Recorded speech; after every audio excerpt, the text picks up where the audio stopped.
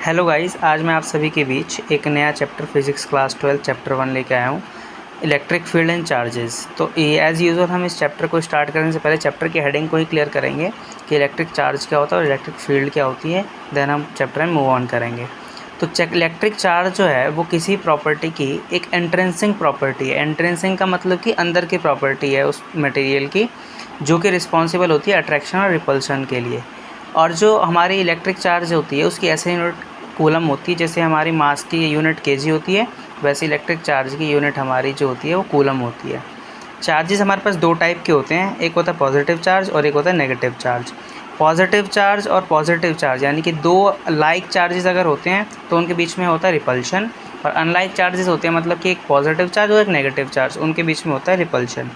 तो ये तो हमने बात करी इलेक्ट्रिक चार्ज की। तो इलेक्ट्रिक चार्ज मैं दोबारा से समराइज़ करता हूँ। इलेक्ट्रिक चार्ज एक किसी बॉडी की एंट्रेंसिंग प्रॉपर्टी होती है जो कि रिस्पॉन्सिबल होती है अट्रैक्शन और रिपल्शन के लिए, और इसकी ऐसे यूनिट होती है कूलम। दो टाइप के चार्जेस होते हैं, पॉजिटिव और नेगेटिव। पॉजिटिव चार्जेस या नेगेटिव यानी कि लाइक चार्जेस रिपल्शन करते हैं और अनलाइक चार्जेस जो हैं वो अट्रैक्शन करते हैं। उसके बाद हम आते हैं मेथड ऑफ चार्जिंग पे, मतलब कि हम चार्ज कितने तरीके से कर सकते हैं किसी बॉडी को। उसके लिए हमारे पास तीन मेथड्स हैं। पहला है फ्रिक्शन और दूसरा है हमारे पास transfer of electron from one body to another. तो इसका मतलब ये है कि अगर हम किसी भी दो बॉडी को, जैसे आप दो अपने हाथों को रब करते हो तो आपके एक हाथ के इलेक्ट्रॉन दूसरे हाथ में चले जाते हैं, जिसकी वजह से आपकी जो बॉडी होती है वो चार्ज हो जाती है। तो इसके अंदर क्या होता है, इलेक्ट्रॉन का ट्रांसफ़र होता है एक बॉडी से दूसरी बॉडी में, और इस मेथड को बोलते हैं फ्रिक्शन, और इस मेथड की वजह से हम चार्ज करते हैं बॉडी को। दूसरा हमारे पास जो मेथड है दैट इज़ कंडक्शन। कंडक्शन में हम क्या करते हैं, ट्रांसफ़र ऑफ चार्ज करते हैं फ्रॉम किसी भी दो बॉडी को कांटेक्ट मिलाकर, मतलब कि उनको कांटेक्ट मिलाकर उनमें जो चार्ज होता है उसको हम ट्रांसफ़र करवाते हैं, और इस मेथड को बोलते हैं हम कंडक्शन। तो दो मेथड, और तीसरा मेथड है हमारे पास इंडक्शन।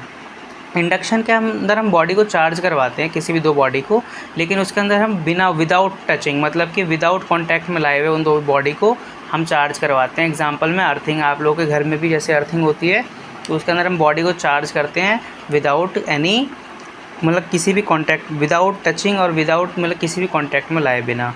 तो ये हमारे पास तीन मेथड थे चार्जिंग के, फ्रिक्शन, कंडक्शन एंड इंडक्शन।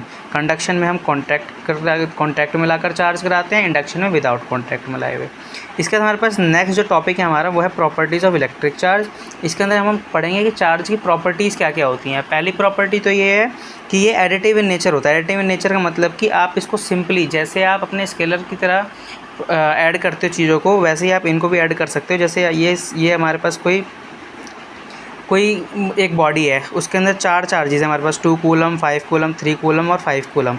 अगर आपको इन चार्जों को ऐड करना है तो आप इनको सिंपली ऐड कर सकते हो, 2 coulomb plus 5 coulomb plus 8 coulomb plus में 3 कूलम, जो कि आपका आंसर आएगा 18 कूलम। तो ये हमारा है एडिटिव चार्ज की प्रॉपर्टी। पहली प्रॉपर्टी है हमारी इलेक्ट्रिक चार्जेस की कि हम उनको, वो जो है एडिटिव इन नेचर होते हैं, हम उनको सिंपली ऐड कर सकते हैं। उसके बाद हमारी चार्ज की जो सेकंड प्रॉपर्टी है that is conservation of charge. ये तो आप अपने स्टार्टिंग से बहुत सारी क्लासेस में पढ़ते हुए आए होंगे कि जैसे कि एनर्जी में भी आपने पढ़ा होगा, energy can neither be created not be destroyed. वैसे हमारी चार्ज की भी सेकंड प्रॉपर्टी होती है conservation of charge, that is charge can neither be created not be destroyed. Third हमारी जो चार्ज की प्रॉपर्टी है that is quantization of charge, मतलब कि अगर आप किसी भी एक बॉडी से दूसरी बॉडी में चार्ज अगर ट्रांसफ़र हो रहा है तो वो इंटीग्रल मल्टीपल होगा इलेक्ट्रॉन के, मतलब कि या तो एक इलेक्ट्रॉन जाएगा या फिर 2 इलेक्ट्रॉन या 3 इलेक्ट्रॉन, कभी फ्रैक्शन में और कभी भी डेसिमल में नहीं होगा। तो ये हमारा था थर्ड प्रॉपर्टी दैट इज़। तो हमारी तीनों प्रॉपर्टी है, पहले तो एडिटिव ऑफ चार्ज, दूसरा कंजर्वेशन ऑफ चार्ज और तीसरा क्वांटाइजेशन ऑफ चार्ज।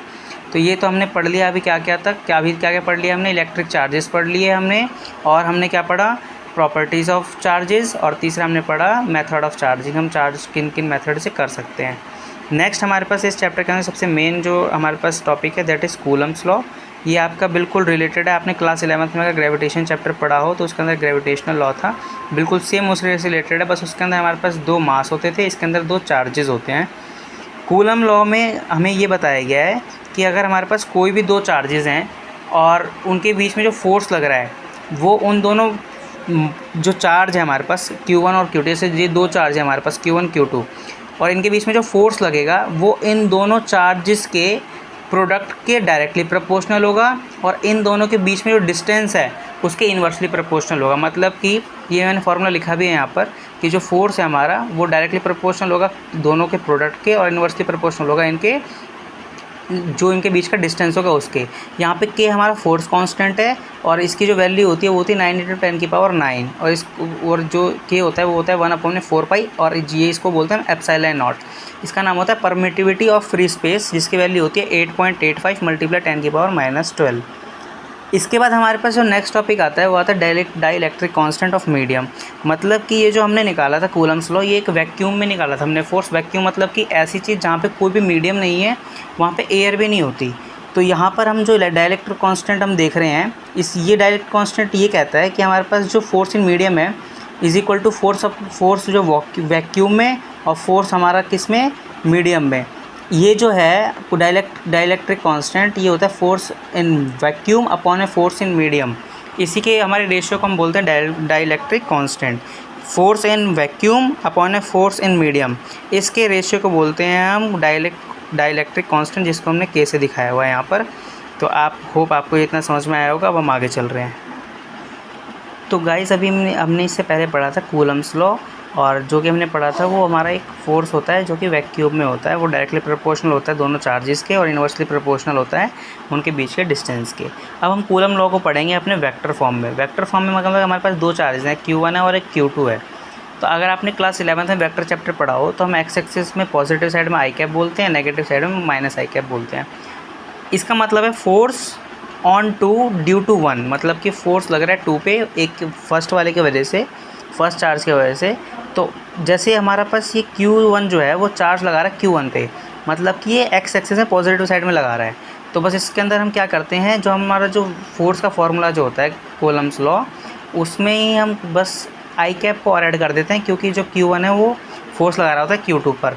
अगर Q1 पे फोर्स लगाता हो तो नेगेटिव साइड में लगाता हो एक्स एक्सिस से, तो हम इसको बोलते हैं Q1 Q2 अपॉन में r², और यहाँ पे हम कर देते हैं -i कैप, क्योंकि ये नेगेटिव एक्सिस में है, नेगेटिव एक्स एक्सिस में फोर्स लगा रहा है Q2 Q1 पे। तो बस ये हमारा vector law of Coulomb's law था। इसके बाद हम पढ़ेंगे कि इसकी लिमिटेशंस क्या है कूलम्स लॉ की। सबसे पहली लिमिटेशन तो यही है कि ये केवल एक पॉइंट चार्जेस के लिए ही वैलिड करता है ये लॉ, और दूसरा इसके अंदर जो चार्ज है वो रेस्ट पे होना चाहिए, मतलब डायनेमिक, मतलब कि चलता हुआ चार्ज नहीं होना चाहिए। ये था हमारा लिमिटेशन ऑफ कूलम्स लॉ। तो यहाँ पे हम इस टॉपिक ख़त्म करने के बाद नेक्स्ट चलते हैं हम सुपरपोजिशन प्रिंसिपल ऑफ फोर्स।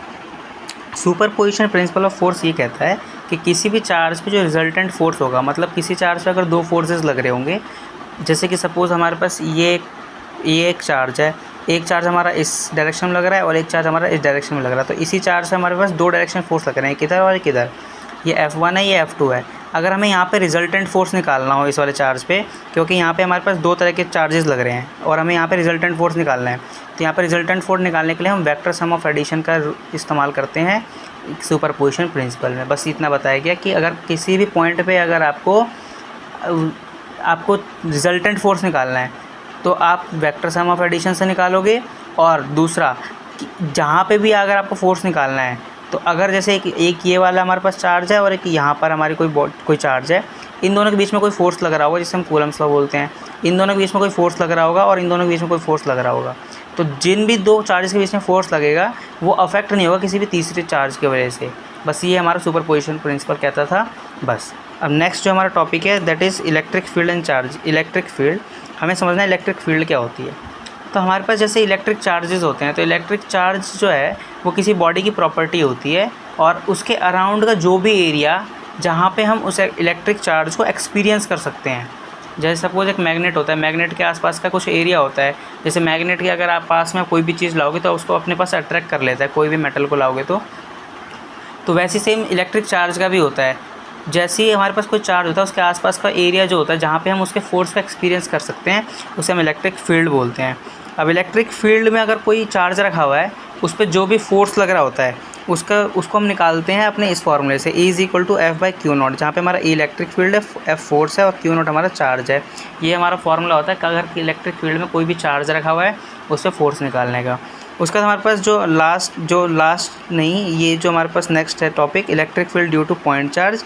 कि कोई भी पॉइंट चार्ज है, अगर हमारा कोई भी चार्ज रखा हुआ है उस पर हमें इलेक्ट्रिक फील्ड निकालनी है, तो उसके लिए फॉर्मूला होता है E = KQ/R²। अब हम समझेंगे next topic, electric field lines होती है वो जाती कैसे कैसे हैं और उनकी प्रॉपर्टीज़ कैसी होती है। सपोज हमारा एक पॉजिटिव चार्ज रखा हुआ है, इलेक्ट्रिक फील्ड लाइंस होती है वो हमेशा पॉजिटिव टू नेगेटिव जाती हैं। तो ये पॉजिटिव चार्ज है और ये इधर की साइड में आ रही है, मतलब नेगेटिव साइड में आ रही है, ये इधर से नेगेटिव, ये इधर से नेगेटिव, ये इधर नेगेटिव साइड में आ रही है, मतलब कि इसकी डायरेक्शन है इलेक्ट्रिक फील्ड लाइन की। यहाँ पे हमारा एक नेगेटिव चार्ज है, तो ये पॉजिटिव से कहीं से आ रही है नेगेटिव की साइड में, यही पॉजिटिव से नेगेटिव साइड में, ये भी पॉजिटिव से नेगेटिव साइड में। ये हमारी डायरेक्शन है इलेक्ट्रिक फील्ड लाइंस की। अब हम कुछ प्रॉपर्टीज़ देखते हैं इलेक्ट्रिक फील्ड लाइन की। कि सबसे पहले तो मैंने आपको बताया कि ये स्टार्ट होती है पॉजिटिव से और जो एंड होती है वो होती है नेगेटिव साइड में। दूसरा, ये कभी भी क्लोज लूप नहीं बनाती क्योंकि ये पॉजिटिव टू नेगेटिव जाती हैं इसी वजह से। तीसरा, tangent at any point give direction, अगर इसके कहीं पे भी टेंजेंट बनाए तो वो उस इलेक्ट्रिक फील्ड की डायरेक्शन देगा। अब इसके बाद हमारा जो नेक्स्ट टॉपिक है that is electric dipole. Electric dipole है हमारे पास कि जब हमारे पास कोई भी दो इक्वल एंड अपोजिट चार्जेस होते हैं उसके बीच में जो इस डिस्टेंस होता है उसको हम इलेक्ट्रिक डायपोल बोलते हैं। सपोज जैसे हमारे पास ये एक चार्ज है और एक ये चार्ज है, इनके बीच में जो डिस्टेंस है और ये जो डिस्टेंस है और ये दो इक्वल एंड अपोजिट चार्जेस हैं प्लस की और माइनस की, इसको हम बोलते हैं इलेक्ट्रिक डायपोल। डायपोल मोमेंट को हम रिप्रेजेंट करते हैं पी से, और इसको मैंने अभी आपको बताया ये जो हमारा चार्ज है उनके बीच का डिस्टेंस है, इसे हम डायपोल मोमेंट बोलते हैं और ये नेगेटिव टू पॉजिटिव जाता है। इसके बाद हमारे पास जो नेक्स्ट टॉपिक है वो electric field due to dipole on axial point. Axial में हम अगर हमें इलेक्ट्रिक फील्ड निकालनी हो तो हम कैसे निकालेंगे, किसी डायपोल की वजह से।